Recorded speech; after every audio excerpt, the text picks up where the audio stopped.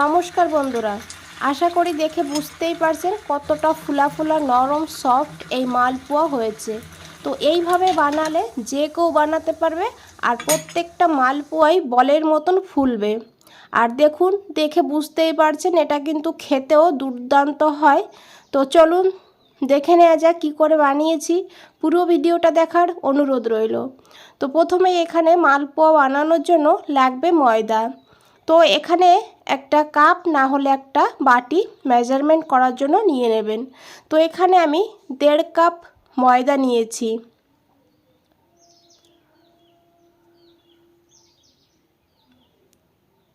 আর তার সঙ্গে নিয়েছি 1/2 কাপ সুজি।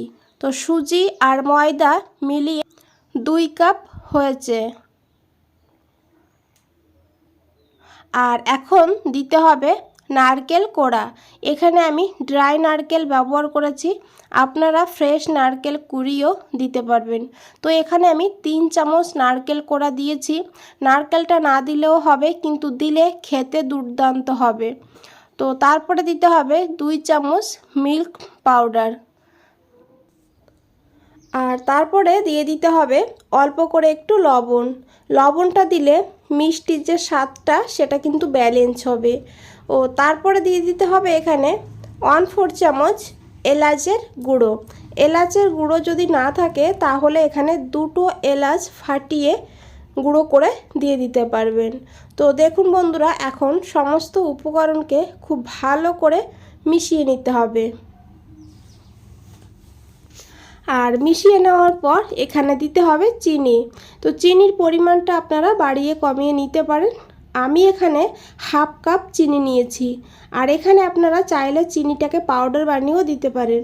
তো এখানে আমি গোটা চিনি দিয়ে দিয়েছি। চিনিটা এইভাবে দিয়ে খুব ভালো করে মিশিয়ে নিতে হবে। আর মিশিয়ে নেওয়ার পর এখানে দিতে হবে দুধ। তো এখানে আমি 1 কাপ দুধ নিয়েছি। দুধটা আগের থেকে গরম করে তারপরে ঠান্ডা করে নিয়েছি।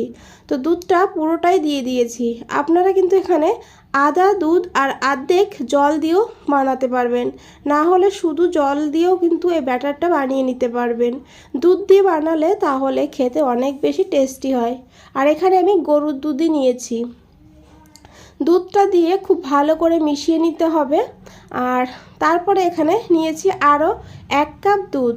তো এখন দুধটা অল্প অল্প করে দিতে হবে, একবারে দুধটা দেওয়া যাবে না, তাহলে ব্যাটার পাতলা হয়ে যেতে পারে। তো ওই জন্য অল্প অল্প দিতে হবে।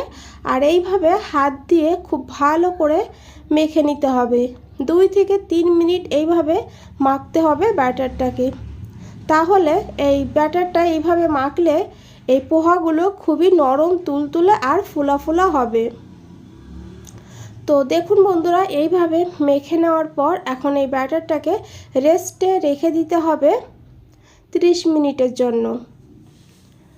আর 30 মিনিট পর এখানে আমি ফিরে এসেছি। এখানে সুজি ময়দা বেশ ভালোভাবে সেট হয়ে গিয়েছে আর চিনিটাও একদম গলে গিয়েছে। তো দেখুন, এখন খুব ভালো করে এইভাবে একটু মিশিয়ে নিতে হবে। আর এখানে ব্যাটারটা অনেকটাই গাঢ়, তাই এখানে দিতে হবে আরও একটু দুধ। লাস্টে যে 1 কাপ দুধ নিয়েছিলাম সেখান থেকে যে দুধটা বেঁচেছিল সেখান থেকেই দিতে হবে অল্প করে। তাহলে দুধের পরিমাণটা আমি বলে দেবো, আপনাদের বুঝতে সুবিধা হবে। তো দেখুন বন্ধুরা, এইভাবে অল্প করে দুধ দিয়ে খুব ভালো করে মিশাতে হবে। বন্ধুরা, রেসিপিটা একটুও যদি ভালো লেগে থাকে একটা লাইক দিয়ে দেবেন। নতুন বন্ধুদের বলছি, এখনও চ্যানেলটা সাবস্ক্রাইব করে না রাখলে চ্যানেলটা সাবস্ক্রাইব করে পাশে থাকুন। আর দেখুন বন্ধুরা, ব্যাটারটা এইভাবেই বানাতে হবে। আশা করি দেখে বুঝতেই পারছেন। এই যে আমি উপর থেকে ফেলছি। তো এইভাবে ব্যাটারটা বানিয়ে সাইডে রাখতে হবে। আর এখানে 1.5 কাপের একটু কম লেগেছে দুধ। তো 1.5 কাপ পুরো লাগেনি। তো এইভাবে দুধ দিয়ে ব্যাটারটা বানিয়ে নিতে হবে। আর এদিকে একটা কড়া বসিয়ে দিয়েছি। কড়াইতে এখন দিতে হবে তেল। আর এখানে আমি সাদা তেলে ভেজে নেব, তার জন্য সাদা তেল দিয়ে দিয়েছি। তেলটাকে খুব ভালো করে গরম করতে হবে। আর তারপরে এরকম একটা ঢাকনা রেখে দিতে হবে, যে কোনো একটা টিফিনের ঢাকনা, না হলে ছোট প্লেট থাকলে সেটা দিলেও হবে। তো ঢাকনাটা এই তেলের ভেতরে দিয়ে দিতে হবে। আর তারপরে এই ঢাকনাটাকেও খুব ভালো করে গরম করে নিতে হবে। আর তারপরে এইভাবে ঢাকনাটাকে তুলে নিতে হবে। আর ঢাকনাতে অল্প পরিমাণ তেল রাখতে হবে। তো এইভাবে দেখুন অল্প পরিমাণ তেল রেখে দিতে হবে। আর তারপরে ব্যাটারটা দিয়ে দিতে হবে। আর ব্যাটারটা দেওয়ার আগে খুব ভালো করে একবার মিশিয়ে নিতে হবে। তারপরে এইভাবে আমি 2 হাতা করে ব্যাটার দিয়ে দিয়েছি। যেহেতু অনেকটা আঠালো, পুরোপুরি পড়ে যাচ্ছে না ব্যাটার, তার জন্য এখানে 2 বার করে দিয়ে দিয়েছি। তো দেখুন এইভাবে ঢাকনাটাকে তেলের উপরে ছেড়ে দিতে হবে। আর এটা নিজের থেকেই নিচে চলে যাবে। আর দেখুন প্রথমটা তো একটু উঠতে অসুবিধা হবে, পরেরগুলো কিন্তু আর উঠতে অসুবিধা হবে না। তো ঢাকনা ধরে এইভাবে একটু হিলাতে হবে, তাহলেই দেখবেন একদম উঠে আসবে বলের মতন। তো দেখুন বন্ধুরা, এইভাবে বানালে প্রত্যেকটা পোহা একদম বলের মতন ফুলবে।